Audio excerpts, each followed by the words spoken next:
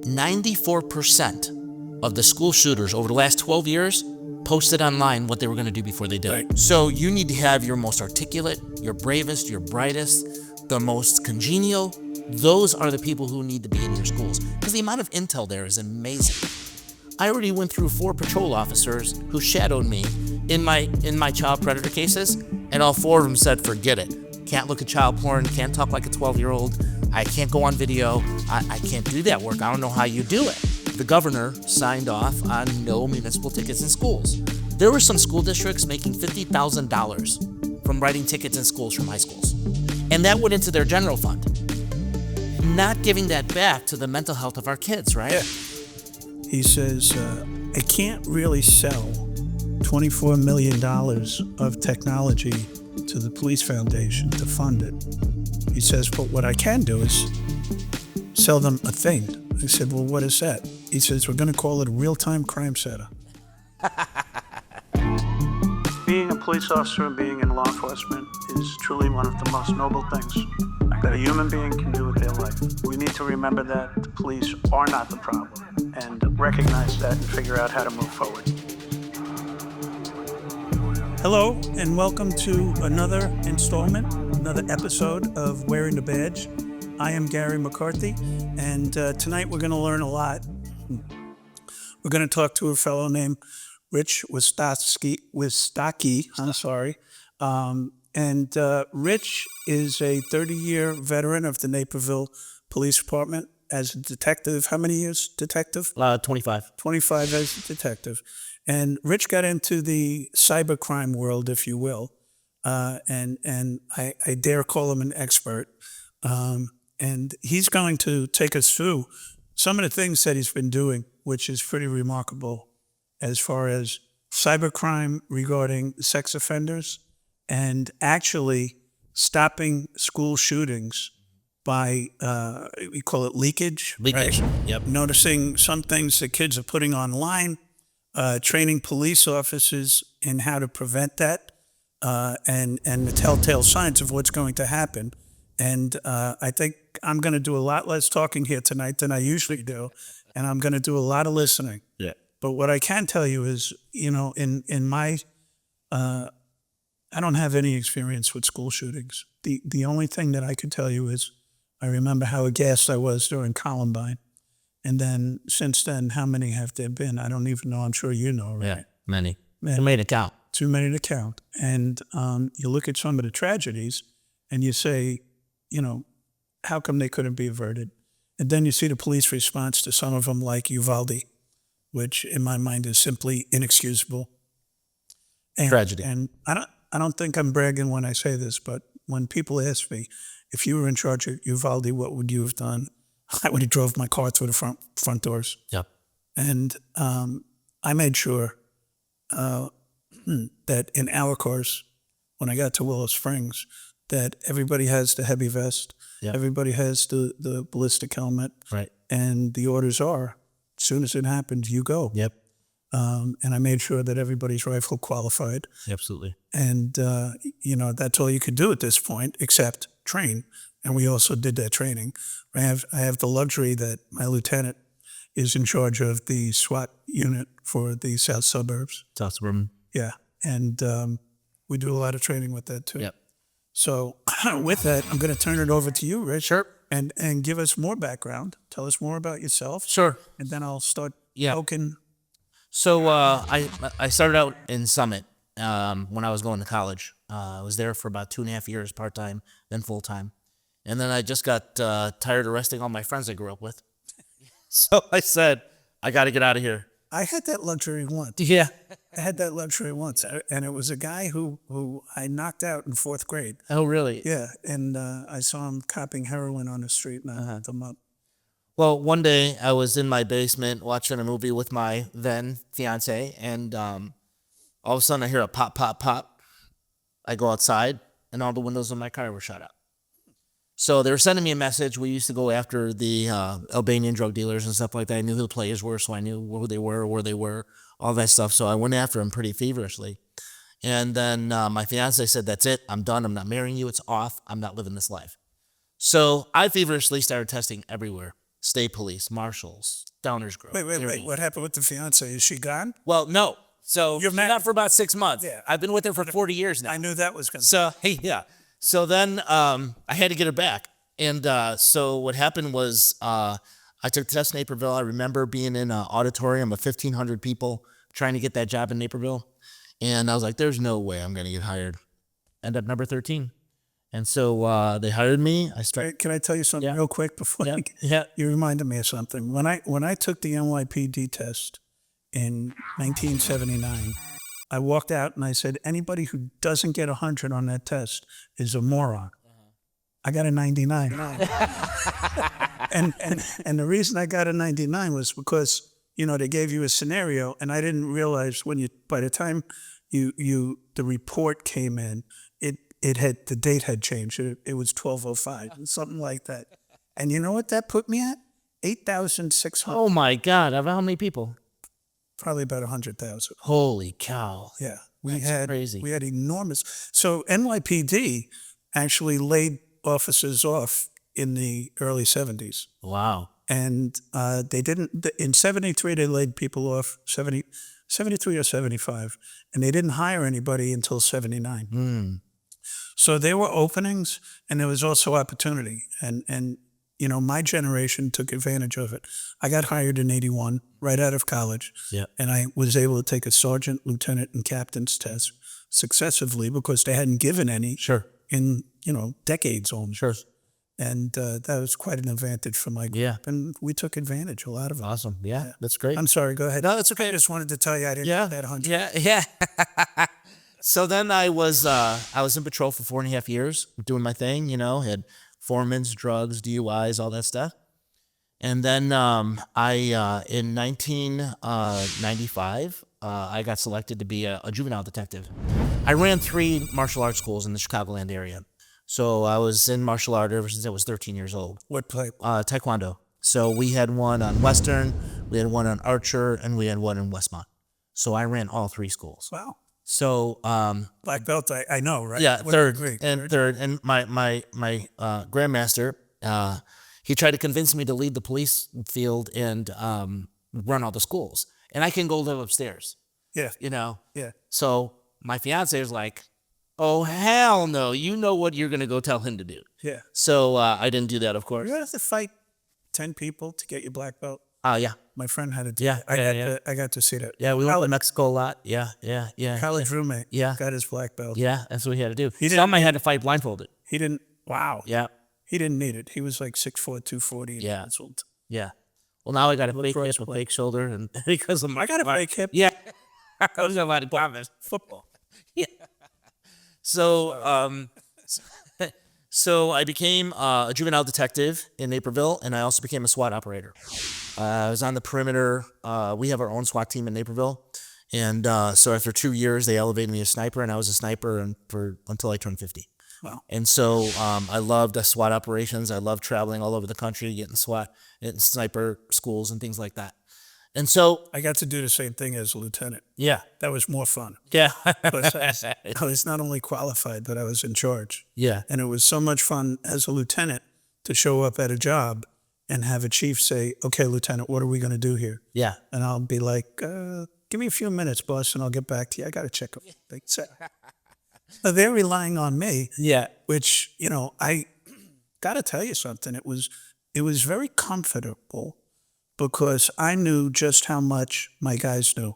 Mm-hmm. And when I say guys, I use that term generically. yeah, absolutely. The cops in the emergency service, Yeah. NYPD, unbelievable. Yeah, different breed. Yeah. Different. I'm sorry. Go ahead. Yeah. So then, back in 1998, so here I am, like 3 years into juvenile work, right? And I immersed myself in child death and why parents kill kids. And so I set up a whole unit on that. I went to a bunch of training with Northwestern, Lorries, all this stuff. We belonged to a program called MPEAK. Many of the Chicago guys, Al Kroc, a bunch of other guys that I worked with, were all in the same unit together. We investigated, we got training on how to investigate child death. And so in 1998, we had a guy come in from Brentwood, Tennessee, drive all the way up to Naperville, picked up a 13-year-old at the corner of her block in Naperville, took her to a hotel, raped her. The guy didn't kill her and let her go back home. So he met her on this thing. Now, when I train young detectives and officers, how many of you ever heard of America Online? And they're like, AOL. they don't know. AOL, right? So back then, we didn't know what a IP was. Yeah. We didn't know what geolocation metadata was. We didn't know what hash values were. We didn't know any of that stuff, right? We're just detectives who had no technology training. And so we still had pagers, right? So how Naperville works is that when there's a major case like that, all 40 detectives have to come to the police department and we roundtable it. So with everybody's experience, we throw it into the table and say, all right, this is how you're going to do it. So, and I was blessed. Like I had some of the greatest minds in law enforcement investigations mentor me, Sure. and that's how we did things. So it was decided that I was going to take over her account, become her.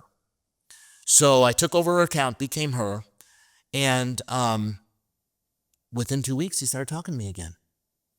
Within 6 months, he took another ride to have sex with her again. This time he met me and my SWAT team. So that was the start of our Internet Crimes Unit. Wow.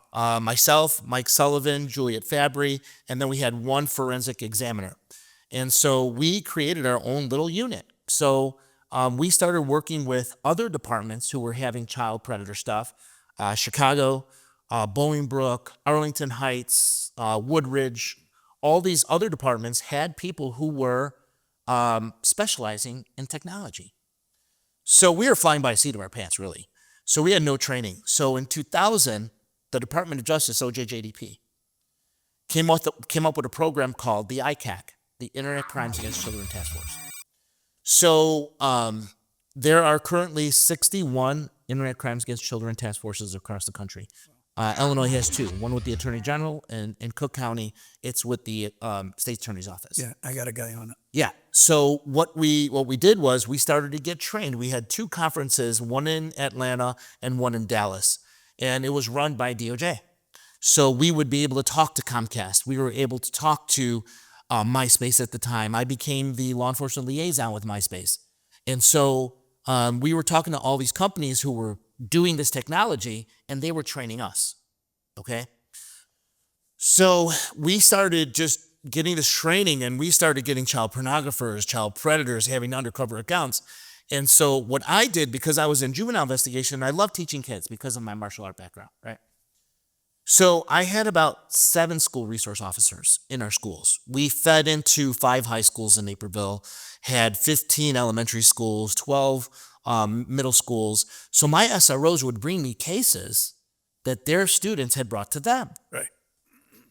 So my thought was, well, if my SROs are in the schools, I need to be training them how to take the cybercrime report. Right. And they can give it to me.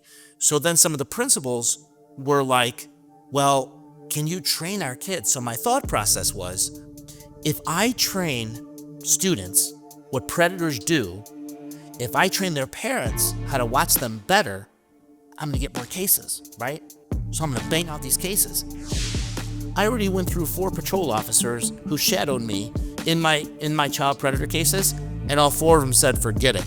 Can't look at child porn, can't talk like a 12-year-old, I can't go on video, I can't do that work, I don't know how you do it, right? So I've been through 4 officers who thought it was a good job, but when they saw what you had to do and what you had to look at, Yeah. they couldn't do it. He thought about it and he says, you know what, Gary?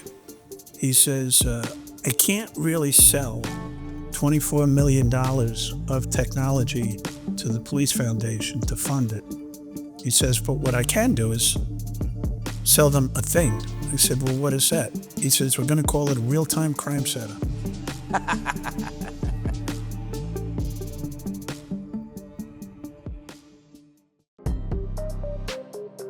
As I'm teaching in schools, I'm getting some cases, but we're really busy with file sharing networks and cyber tips and things like that. So I decided that I was going to train in all the schools. And what started happening was, every teacher or administrator has a spouse that works in another school district. Right. So they wanted me to go teach in another school district for free. And I was like, well, my chief is not going to let me go to another city. So I created a company called Be Sure Consulting. So I always found myself telling parents, no, you got to be sure. No matter what your kids are telling you, you have to be sure this is happening or not, right? So I created this company in 2010. So in 2012, my chief, Dave Dial, tells me to come up to his office. And he goes, Rich, next summer, there's going to be a group coming around. I'm sure you've heard of them, Innovations in Law Enforcement. So they travel around the United States and they want to collect, but it's data driven, right? Data driven. And they want to know what you're doing with homeless, with heroin, with vapes. And they want to come to your city so you can give a dissertation as to how you solved this law enforcement problem. So my chief called me and told me what was going on. And I was like, he goes, do you have anything? I was like, well, yeah. My hypothesis was if I train in schools, I'm going to get more cases. And I was busy, right? So he goes, but it's got to be data driven. So every single report that I had, I put in the UCR of internet investigation. Okay. So I was able to pull my records, people were able to pull that data. So in 2009 to 2010, when I first started, I had 50 cases in my schools that I got. But as I started training, the next year, I got 40 cases. Next year, I got 30 cases. Year after that, I get 20 cases. I said, what is going on? So when you look at the data, the more education you give to students, the less victimization you're going to have. Oh, well. So I took that win, right? Yeah. So that's what I presented. Right. So my hypothesis was wrong, but then when you put it on, flip it over, it makes sense. Sure. Right? So the success today, I have 7 instructors, all ICAC, all SROs, that we go out throughout the country, and we teach about 300,000 students a year. Wow. So then we started teaching in schools, and then in 2012, Jim Glasgow came to me, and because I was doing a lot of cases in Will County. That sheet. Yeah, I saw that. So Jim asked me if I could create a high technology crimes unit for Will County under his tutelage. And I was like, well, you got to go talk to my bosses because I already have a job, right? And then plus I was doing my consulting stuff. The other thing. And so my bosses says, as long as you do it on your own time, we don't care what you do. So I put a team together. So I had 2 forensic guys from Will County. I stole somebody from the AG, Megan, and I worked part-time from like 8 to noon, and I worked in Naperville from 1 to 9, 2 or 3 days a week. So at the end of 4 years, we were able to arrest 100 internet predators just in Will County alone. Wow. Yeah, 100. Very successful program. And so when I left there in 2016, I came back to Naperville while I was teaching at a school in 2017, December. And after the presentation, this kind of like odd-looking fellow comes up to me and says, that was really good. I said, thank you, sir. He goes, how would you like to do a TED Talk? And I'm like, a TED Talk? He goes, who are you? He goes, my name's Arthur Zards. I run Naperville TEDx. He goes, I think you'd be great. I was like, holy cow. Yeah, I did one of those. Yeah. Yeah. So when that got released in April of 2018, it went viral. I was getting calls from all over the country to do my student presentations. And they brought me into the office. I came in on a Monday in April or March. It was March. And I put my stuff down, and my bosses, it was all my SWAT brothers, my sergeant, my lieutenant, my deputy chief were all my SWAT brothers. And they said, we got to talk to you. And I was like, what's up? So what are those 3 words when a boss tells you that sends shivers down your spine? Shut the door. So I had a shut the door conversation. You know things are going to go south when your boss has a shut the door conversation with you, right? Unless you're talking about someone else. So they said, shut the door. So I was like, oh, here we go. Now my boss walks into my office. Yeah, it's shut the door. I'm like, oh, crap. What did I do now? So they said, look, dude, you got to be at work. And I'm like, I'm at work. I'm here. They're like, you got cases to do. I said, my cases are done. I can do my cases from anywhere, right? Yeah. Maybe I'm in a hotel or an airport, but I'm still getting my cases done. I'm just burning my time. And they said, look, they said, Naperville has always been about a 5-year plan, right? You got to have a 5-year plan. What do you want to do in 5 years? Do we need to set your career up? So they say, Rich, you're part of the KMA club now. You got 20 years on, you're 50 years old, you're 52 years old. You can, KMA. Yep. And we're out, right? And I'm like, do you really think I would do that to you?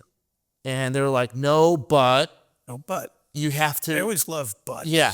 they said, no, but we want to have a safety plan in case you decide to up and leave, right? I said, I would never up and leave. I said, what you don't know is that the last 4 years, I already went through 4 patrol officers who shadowed me in my child predator cases, and all 4 of them said, forget it. Can't look at child porn, can't talk like a 12-year-old, I can't go on video, I can't do that work, I don't know how you do it, right? So I've been through 4 officers who thought it was a good job, but when they saw what you had to do and what you had to look at, they couldn't do it. So I said, well, I'm working with a female officer, Teresa. She's not married, she got no kids, she's really smart. They go, you've been working with Teresa? I said, yeah. And Teresa's still doing it to today. And they're like, all right, well, I guess you figured that out. I said, yeah. He goes, did you ever pull your numbers? And I'm like, why would I pull my numbers? My pension numbers, right? And they're like, so they called the pension guy in. They're like, this is what you're making when you're working, this is what you're making when you're not. And I'm like, why am I working? Why is this number bigger than this number? You know what I mean? So I call my wife and she goes, and our dream, it's all about having a plan, right? You got to know what you're going to do by the time you retire. My wife and I had a dream of traveling the world, me going to speak at a conference, staying at the resort the whole week on someone else's dime. That was our goal. So when I told her what the pension numbers were, she goes, let's go. And I'm like, let's go. So that's what we've been doing. See, I didn't have that opportunity. Yeah. But it's been so. I kind of did, though. I did retire from the NYPD. Other than that, I took the job in Newark for 5 years. Then I took the job out here. And if I had my way, I'd still be doing that job here. Yeah, right. I am working in Willow Springs, which is fantastic. Yeah, I trained a lot of your guys. Different pace. Yeah. And I got to tell you, my one claim to fame as far as technology goes, because I can barely type. When I became Deputy Commissioner of Operations, at that point, detectives were now using technology across the entire department. That was on Y2K. Right. And I'll never forget talking to my detectives who are now pulling investigations and checking them for accuracy and, open doors that needed to be covered. And they explained to me how if you want to check if Gary McCarthy got parking tickets, you have to sign on, then you have to go through 6 screens to get to something called, I forget what it was called. Then you have to go through 6 screens to get out. And if you want to see if Gary McCarthy had a warrant, then you have to go into Wolf and you got to do the same thing back and forth. So my guys told me about software that would put it all in one place and it would be like one-stop shopping. Yeah.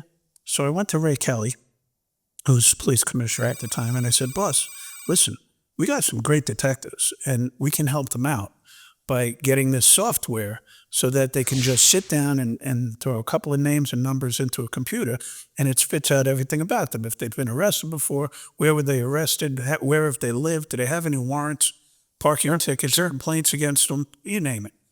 And he says to me, eventually, he thought about it, and he says, you know what, Gary? He says, I can't really sell $24 million of technology to the Police Foundation to fund it. He says, but what I can do is sell them a thing. I said, well, what is that? He says, we're going to call it a real-time crime center. Smart guy. So in the end, that's how real-time crime centers came about. And we started centers and all that. Yeah, we started that back in about 2002. Yeah. It's a little popular. Awesome. Yeah. I'm to blame for that. And my technology skills. Yeah, but you got good people, right? Well, my 8-year-old can show me things now. We'll hit that a little bit. So go ahead, Rich. I'm sorry. So then after I retired, Ron Hain, the Kane County Sheriff, wanted me to start his high technology crimes unit like I did in Will County. So I set it up. I trained a lot of their detectives. I lasted about a year there. And then I wanted to move on. Once I got them going, they were good to go. Now Jamie Mosser, the state's attorney in Kane County, is doing, and she took like 2 of my people that have worked with me, and they are killing it. They are Andy Euler and Zeus Flores. They are killing it in Kane County. The cyber tips they're doing, the child porn stuff they're killing. Jamie Mosser is really on top of her game. And I have frequent conversations with her as well. You know what's interesting is that when you think about what we were doing, like I was just talking about with the real-time crime center, that was reactive. Yeah. What you're doing and what we started doing here is proactive Right. regarding technology and data, Yeah. right? Yep. Data-driven policing, that was all about Constat back in the day, and I was subject to it from the very beginning. Yeah. Right. From the very beginning when we were putting dots on acetate. Right. Right? And what it's become today. Yeah. But here's what really disturbs me.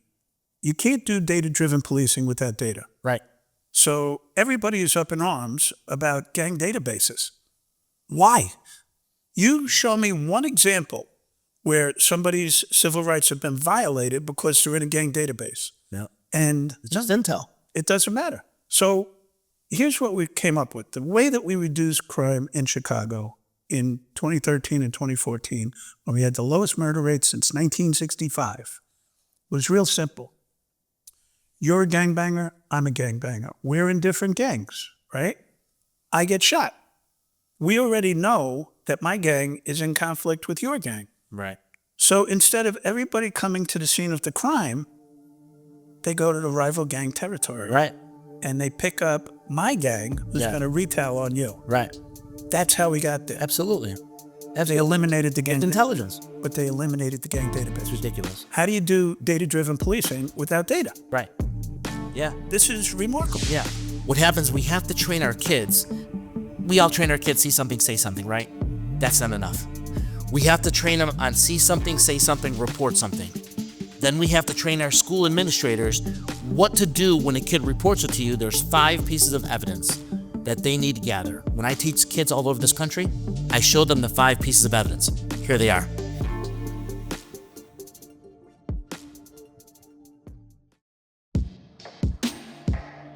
I'll go into the school shooting stuff now, and so Yeah, we got to move. yeah. We, So- we could do this for 2 hours. Yes. I don't have 2 hours. So what had happened was when I saw my SROs in Naperville have these cases, right? And so I went to the National Association of School Resource Officers, NASRO, and we were in Washington, D.C. And I talked to Mo Kennedy, who's the director. Now, there are close to 7,000 certified school resource officers in the United States, okay? I passed a law in Illinois to make sure every SRO is certified. Because if you don't have a certified SRO, chiefs and sheriffs across this country, if they're not certified, here's what they do. The worst people that are on the street, they're getting all kinds of complaints, I hide them in the school. Somebody who barely made it through the academy, barely made it through FTO, and he or she's a threat to themselves or others because they're a safety risk, hide them in the school. The gray-haired dogs, right? They go up to their drinking buddy, the chief. Had that work out. Exactly. Which one was Parkland. Parkland. And they say, hey, can you just hide me in the school for the next couple of years so I don't have to do a lot of work? It's rough out there. I don't want to get in fights. I don't want to chase. Just hide me in the school. These are the worst possible people you can put in the school. Yeah. The worst. So you need to have your most articulate, your bravest, your brightest, the most congenial. Those are the people who need to be in your schools because the amount of intel there is amazing. Yeah, sure. And so in NASRO, they follow something called a triad. And here's where we break down into what an SRO needs to be. What the triad says under NASRO certification is that number 1, you're a school administrator. Number 2, you're a mentor for the kids. And number 3, you're the police. In that order, okay? If you think your job as an SRO is to break up fights, arrest kids, and hold security, your program's going to crash and burn. Going to crash and burn. What happened here? They kicked all the SROs out because they weren't part of the team, right? Yeah, I got to interrupt you just one more time. Well, I'm probably going to do it more because you talk. Where I live in Park Ridge now, a friend of mine was on the school board, and he asked me to come to a school board meeting because they were discussing whether or not they should have SROs in the school or whether they should hire more counselors. And I got up and I said, listen, I want everybody to be safe. And if little Johnny is having problems, I want him to get some counseling. But I also want to make sure that my son is safe while he's in school at the same time.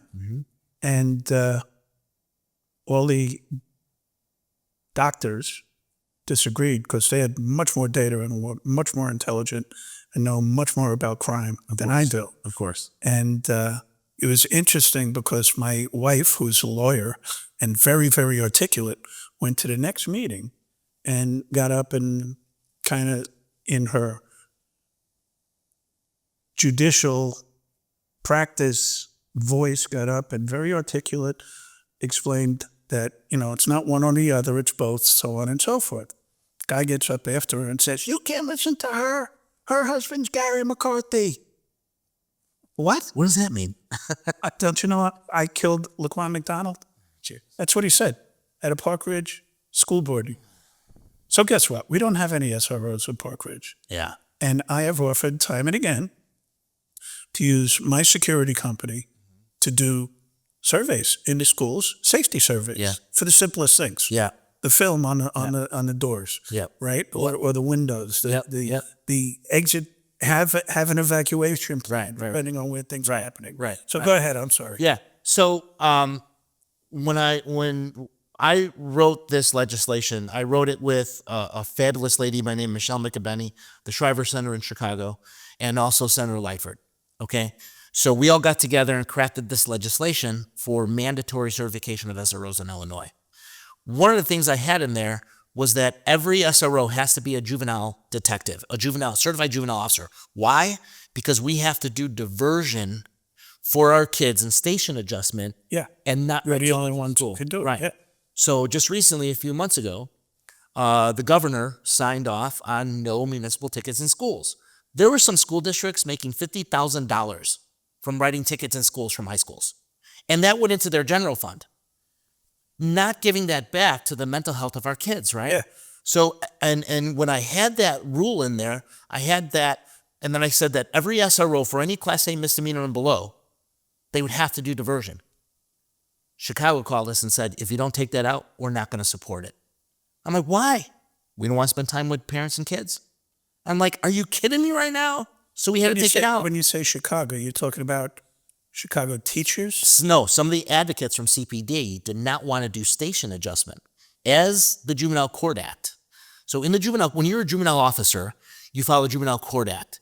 Instead of arresting kids, we can give them diversion with restorative justice, right? So somebody from CPD called Lightford and says, we're not doing that. Take it out. So we had to take it out. We couldn't do it. But then tickets in schools came and they wanted to take all discipline away from SROs. I was like, oh, hell no, you're not doing that. So I contacted people on the House side and on the Senate side, and I testified in both chambers. And I said, you cannot take away discipline from SROs because they are the disciplinarian that when the principals fail, they have to go to them. Yeah. Right? So they were able to pass the SROs can now, they put in the legislation, can use the Juvenile Court Act for any discipline. So we saved them that way. So what was happening is when I met with Mo Kennedy at that conference, and they're like, well, Rich, we'll give you a shot. We'll give you a shot. We'll give you a 4-hour breakout in Reno when we have our conference next year. I said, fine. So I was going to teach about cyberbullying and sexting and sextortion, teaching them how to investigate internet crime. And so they gave me like 150 breakout room, 150 seat breakout room. There must have been 500 people in that room sitting on the floor in the hallways. Mo Kennedy comes in, he goes, I guess this is an issue. So that gave me the in to now be the cyber trainer for the National Association of School Resource Officers. Cool. So there's 12 weeks in the summer. Every summer I'm in a different state training SROs. Wow, you're busy. So then what had happened was in 2021, the Secret Service, Dr. Lena Elithari, came out with their threat assessment survey study. And in her research, she found that 94% of the school shooters over the last 12 years posted online what they were going to do before they did it. Right. And this takes you into where you're going to go. And this is the leakage. Yeah. So when we did child exploitation online, we used ECPA, right? The Electronics Communications Privacy Act. In Electronics Communications Privacy Act, which was born in 1986, it says in there, if death or great bodily harm is about to happen or happen now, you can invoke as a law enforcement officer the exigent circumstance protocol, and within a reasonable amount of time, That social network, any online platform must respond to you within an hour. So what I did was I took my child exploitation experience of ECPA and I applied it to school shootings. Mm-hmm. So one of the biggest breakdown in her study was this. School officials were not telling their law enforcement that this mental health crisis was going on in their schools. Yeah, of course not. Yeah. So again, the biggest reason why SROs need to be in their MOUs known as school administrators first. Right. Because under FERPA, if you're listed as a school administrator, you have access to all the data. Right. If you're not, they can't tell you anything as an SRO. So your MOUs are the most important foundation when it becomes an SRO. So then what was happening Rich, was... give us some examples of the leakage that you're talking about. What is it that kids post or people post that says red flag, red flag, red flag? Yeah, so it's a 3-step process. And so what happens, we have to train our kids. We all train our kids, see something, say something, right? That's not enough. We have to train them on see something, say something, report something. Then we have to train our school administrators what to do when a kid reports it to you. There's 5 pieces of evidence that they need to gather. When I teach kids all over this country, I show them the 5 pieces of evidence. Here they are. Screen captures of everything, the chat, the profile, the pictures, the videos. Screen capture everything and make it a file. Number 2, I need a screen capture of the fake phone number that's being used, the gamer tag, the user ID, or the email address. Number 3, and here's a big thing that people make a mistake on in cyber investigations. Sometimes school officials or untrained police officers, in order to blow off the case because they don't know anything, they will tell the student or the victim, just report it to the social network, they'll take care of everything for you. And they delete it. That's what happens. When their TOS team gets that, they may delete the account. Well, how often does cyberbullying happen? It doesn't just happen once. No. It happens 2, 3, 4, 5 times, right? So now, when the parent says, I want a police report, the police officer takes the report. It takes 5 to 7 days for a detective to get it. When the detective does their search warrants on that account, it's already gone. So do not report it to the social network if you want us to find out who it is.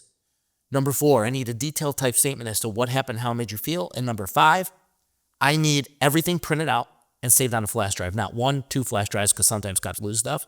So you hand in your printouts and your flash drive and you give it to the officer. With that said, when we talk about leakage, we're 4th week in the school. The people that I've trained across the country, we are up to 10 school shootings that we stopped.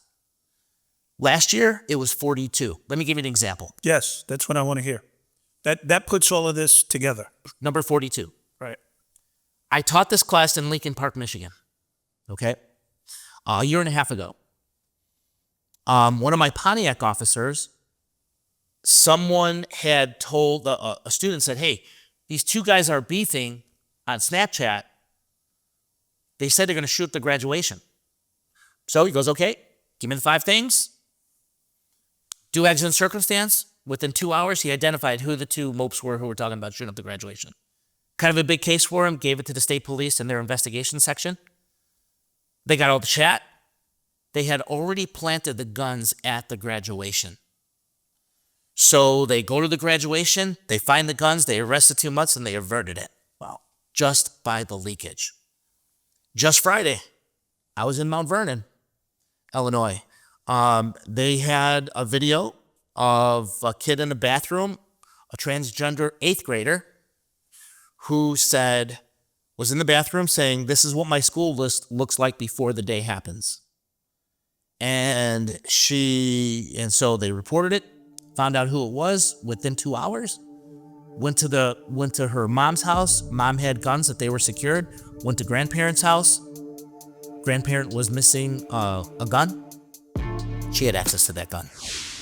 They're getting these reels. All these gangbangers are showing their drugs, showing their guns. We actually had one guy who went to a rival gang's turf, and he's underneath a sign that indicates the street that he's on. Yeah. And he's posting something, and they shot him on the video.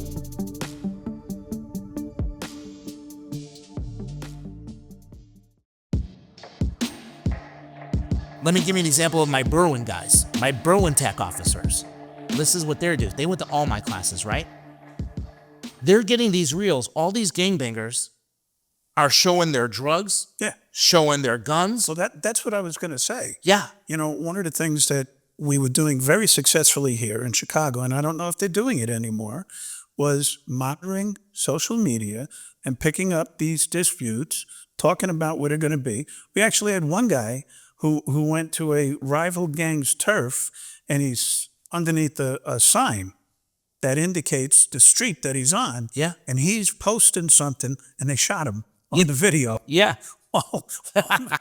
And we had it. So Yeah. So like my Berwyn guys are killing it with this stuff. They see these reels. They now know that when they're showing the drugs, the background is the house that they know that this kid lives in.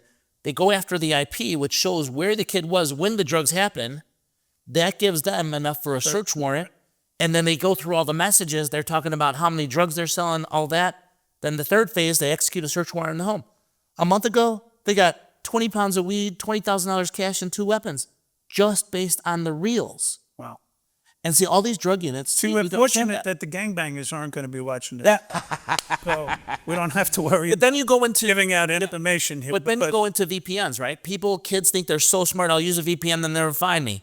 When it comes to social networking and gaming online, Gary, there ain't nobody I can't find. No one. No one. I don't care what VPN you use. I'm going to find you. Absolutely. I didn't do anything. And this is what our cops have to understand. Yeah. You know, that I had some cases in Southern Illinois where the kid threatened to shoot another kid on a reel, and the officer took my class, and she tells her bosses, I need to do a search warrant. It was a small little podunk town. And the chief and deputy chief sit down with her and said, I don't think you have enough. And then the chief says, well, what's an IP? Well, when you come from that mindset, right? So she calls me and says, what do? I said, go to the state attorney's office. Go to the state attorney's office and say, you want a search warrant for this house based on this. And so she went to the state attorney's office, had a new intake prosecutor. The prosecutor says, yeah, I understand what you're saying. The IP goes back to his house and blah, blah, blah. But I don't know if you have enough. Maybe if you had a witness saying that in the background, that's his bedroom. Oh, so you want me to interview all his friends to say, was this his room when he showed that gun? You don't think they're going to go back and tell him? You're crazy. So I said, don't go to that house without a search warrant. But she had no options left. Yeah. That's my philosophy. If you have all this cybercrime data, don't you dare go to that house without a search warrant. So she goes to the house, knocks on the door. She talks to the mom and says, you know, I'm investigating Junior for threatening to shoot somebody. What does the mom say? Well, what did he do to my son? Not my kid, right? So he goes, and there's this video. So mom goes, is that a gun? Yeah, that's why I'm here. Can you and I search his room for the gun so he can be safe? She goes, you got a search warrant? No. Get out of my house. If there's a gun there, I'll dispose of it. Get out.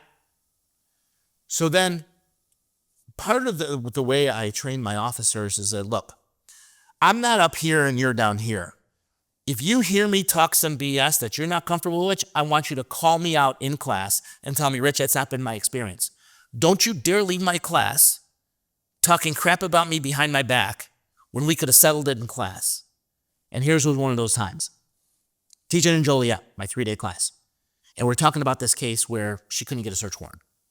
So one of the DuPage County detectives says, Rich, why don't you do a firearms protection order? I was like, what's that?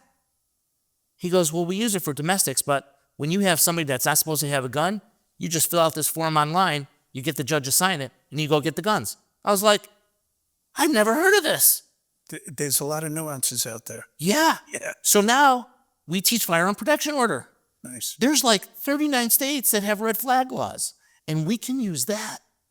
If the case isn't enough, or they don't get what the internet angle is, we go to firearms protection order, grabbing that gun right out of the house. So Beautiful. So do you critique recent events, like, for instance, Minneapolis? The chief up there actually was a lieutenant who worked for me in Newark. Okay. Solid guy. You know, there was, I mean, obviously there's an investigation, but there's no arrests to be made. Yeah. Because the shooter Right. committed suicide. What percentage of shooters commit suicide? It's way up there. Oh yeah, it's way up there because they don't want to be found. But then again, you go to an Uvalde situation and they get all kitted up and they don't go in. So we have to understand that when there's a shooter, we have to go in, whether you have backup there or not, we have to do a hunter-killer. We have to go past. Yes, there's going to be kids laying down bleeding, but you cannot pay attention that you have to stop the threat. Yeah. And you have to terminate that threat. That's why I said, people ask me, what would I have? I would have drove through the front door. Yeah, absolutely. Absolutely. So the issue becomes is that when there's leakage, you can't blow it off.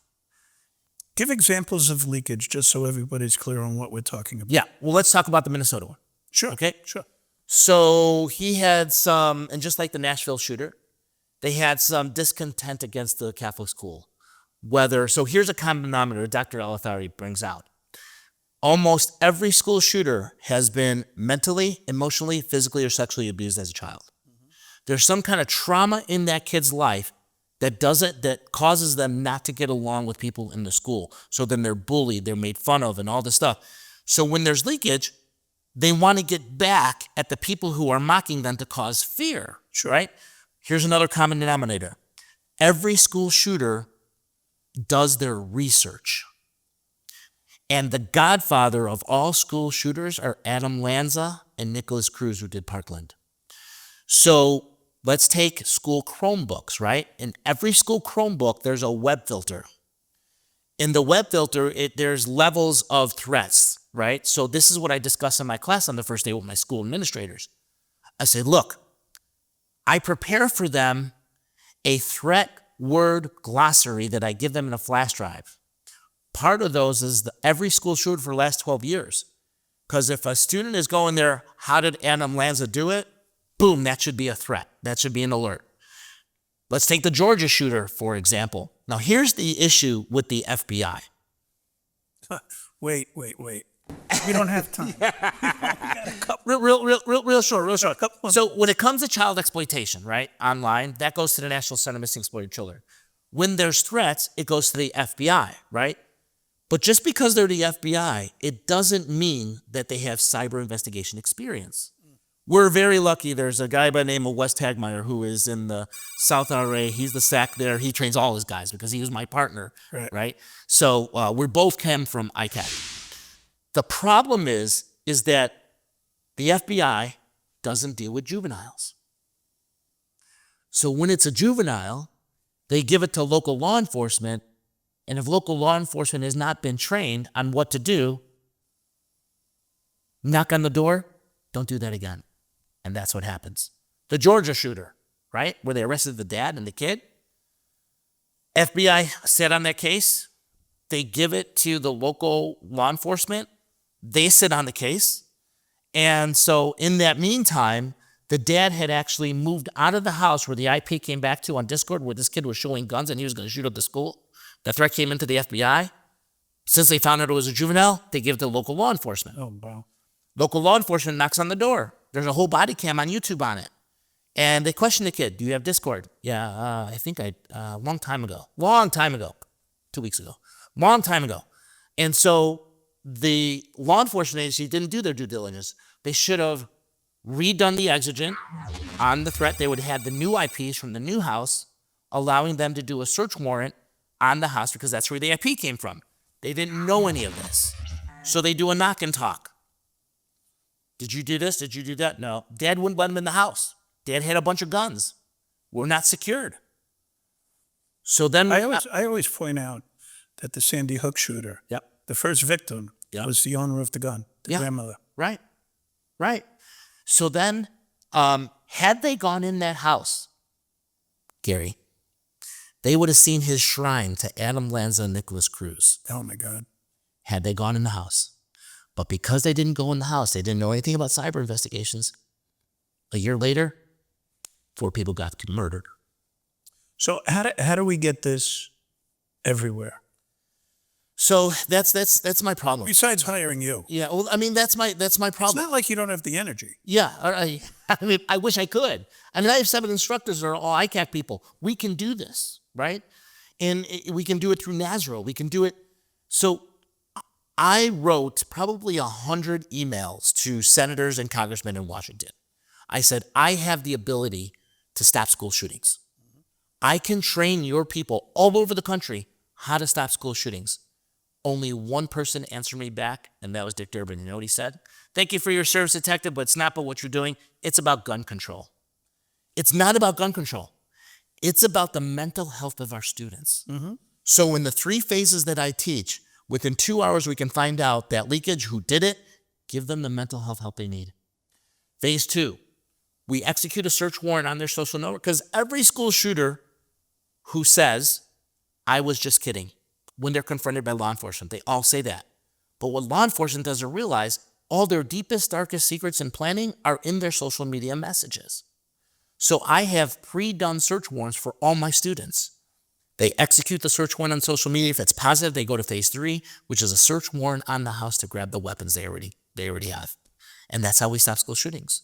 If 94% of the school shooters post their leakage, we can stop 94% of the school shootings. We just have to train our school officials, our students, and our law enforcement officers who are in the schools. Yeah, no doubt.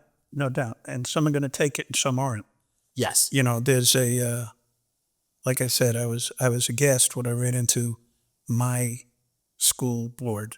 I was aghast. Yeah. Because, you know, it's great to have philosophy. It's great to have education. But there's nothing like doing the job. Yep. You know, And having and some evidence people to have show- never been punched in the face. Yeah, I agree. And well, I'm talking to the right guy, but you know what I'm talking about. Yeah. You know, how many guns have people? You know, when people criticize the police, when they get into a shooting, and you know these things happen, as we know, in a millisecond. Right. I always like to ask them, how many guns have you taken out of somebody's hand? Mm-hmm. How many people have you handcuffed who don't want to be handcuffed? Right. How difficult is that? Right. Right. Right. I have one story about a dog pile where I knocked a cop out because we were fighting with a guy, and I knocked him. Yeah, hands are fly, elbows fly. When it was all over, he looked at me and goes, "Why did you do that?" I go, "Sorry." What's the way to say? But that there has to be a bigger educational way to do this. Yeah. And, you know, I don't know if we could do it by state or, you know, Cook County, right? Can we start with the county Yep. and work out from there to Yeah. Illinois and then Yeah. hopefully get some. So in Illinois, all my classes are certified through iLetsB, all of them. We have DHS funding for a 2-day class, but everybody wants a 3-day class because they want to do more runs. So what I do is my SROs know if they use my tools that I give them, they have to report back to me. Yeah, but I'm use that. talking about you're teaching the cops. Yeah, right. How do And you the school teach- administrators. And the administrators. And administrators, Okay. yeah. All right, good. So I go to all the rows, the regional office of education. Every school administrator has to have their administrator academy hours, just like we have to have mandates. They have to have AA academy hours. So in the first day, they're getting their AA credits when they come to my class. Wow. And then everybody else is getting the mandate. So we have a DHS grant that they can get this class for free. Yeah. You just got to call us and let us know Yeah. where you want it. But the unfortunate thing with this whole thing, with this administration and our governor, they're cutting the funds or they're freezing the funds, which is unfortunate. Listen, you know, we operate in cycles. I get it. That's why, I get it. and they're always 4-year cycles for some reason. I don't understand. But I'm going to try and get something a little bit bigger going with this. Yeah. You know, we're involved with my company, different obviously from working in the police department. Sure. With training. Yeah. And, you know, there's an opportunity, I think, that we can kind of partner on something like that. Absolutely. I'm not even talking about the economic side of making money. I'm just talking about the fact, you know, I always close this show the same way by talking about the nobility of being a police officer. Right. And I got to tell you, you know, I only saw you online. Mm-hmm. We spoke on the phone, but you've kind of captured me.